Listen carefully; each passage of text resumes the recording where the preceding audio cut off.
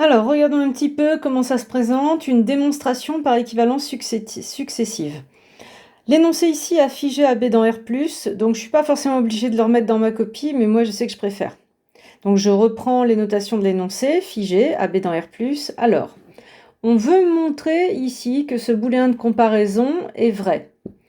Je vais le démontrer par équivalence successive, et donc je commence par écrire mon booléen. Mais si je l'écris par défaut, ça veut dire ça est vrai.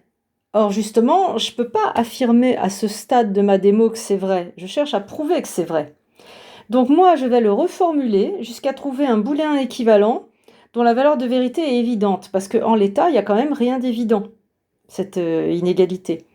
Donc je vais mettre équivalent. Hop, pardon, c'est pas ce que je voulais mettre. Je vais mettre équivalent. Et puis là, qu'est-ce que je vais faire? Eh bien, c'est les racines carrées en fait qui m'embêtent. Je vais décider d'élever au carré. Et ça, j'ai le droit de le faire, ça va conserver l'ordre, parce que j'élève au carré deux réels positifs. Du coup, cette comparaison va demeurer, il y aura les mêmes valeurs de vérité. Si elle était vraie au départ, ça sera vrai pour leur carré. Si elle était fausse, ça sera faux pour les carrés. Je vais obtenir un booléen équivalent. Et donc, ça va donner ça. Et l'équivalence, elle est vraiment fondamentale, hein.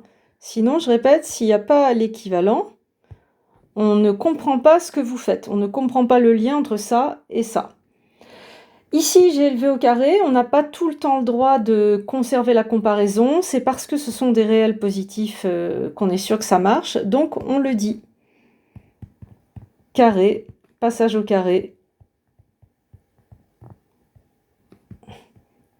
Et de part et d'autre du symbole inférieur ou égal, ce sont des réels positifs. Pour des réels positifs. C'est ça qui est important. Vous devez montrer au lecteur que vous avez fait gaffe à cette histoire de signes.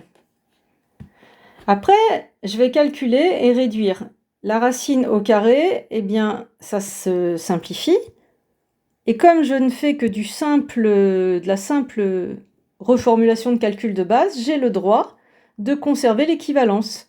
Ici, j'ai une reformulation extrêmement basique du booléen par le calcul.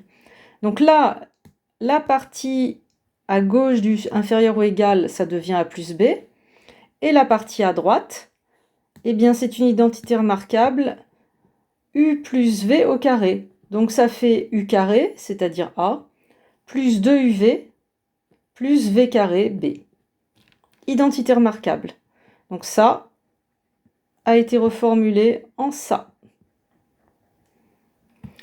Une fois que j'ai fait ça, j'observe, je vois qu'il y a A plus B à gauche, A plus B à droite, donc ça se réduit. En fait, là, ça devient 0, inférieur ou égal à 2 racine de A, racine de B. Le A plus B à droite et le A plus B à gauche s'éliminent. Donc, je mets mon équivalence parce que là, c'est évidemment équivalent, c'est un calcul de base, et j'obtiens ça après réduction.